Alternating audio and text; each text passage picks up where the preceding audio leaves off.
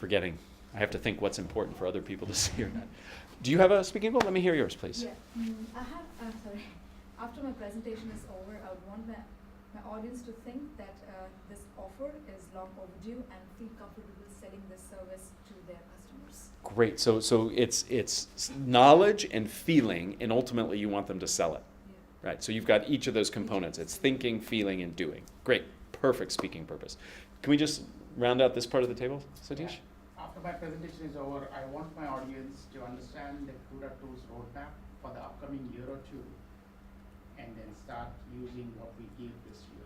Great. Okay, so that last part is important too. So it's understanding the roadmap and beginning to use the tools as they roll out. Yeah. Perfect. Excellent.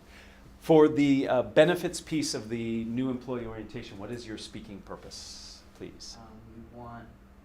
I want my audience to have a general knowledge of NVIDIA's offerings, where to go to address specific needs, and be excited about their choice of joining NVIDIA. Great. So you want them to be excited, to know where to go, and ultimately to make use of the benefits that are provided. Perfect.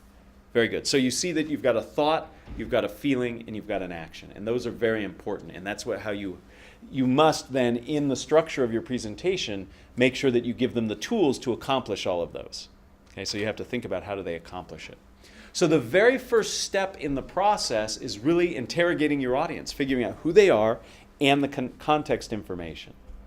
Once we have that done, this is a part that for many people it's hard to do because you have slides already made or you have an old way of doing it or a way of thinking it. We recommend brainstorming. So now that you have your speaking goal, what topics could you cover that are in service of that goal?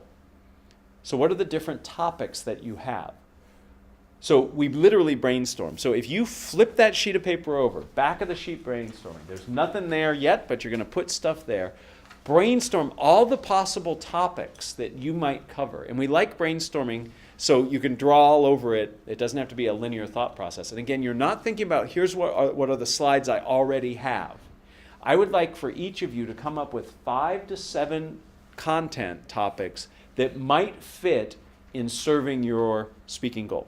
And again, with brainstorming, we're not evaluating them. We're just getting them down quickly. What are the different topics that I might cover in service of my goal?